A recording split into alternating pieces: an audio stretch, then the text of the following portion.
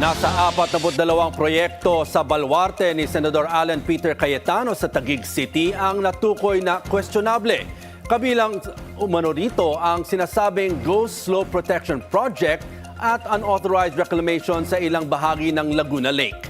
Ayon sa informant ng politiko na ipadala na ng Philippine Reclamation Authority sa mga otoridad ang mga ebidensya at dokumento. Inaasahan ding isusumite ang mga ito sa Office of the Ombudsman para sa posibleng paghahain ng kaso. Hindi lamang umano kriminal o administratibong pananagutin ang posibleng kaharapin ng mga sangkot.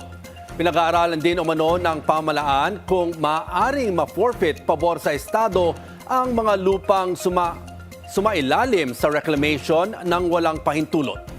Sabi pa ng impormante, hindi lang political standing ang sisingilin kay Cayetano kung mapatunayan na sangkot siya sa issue.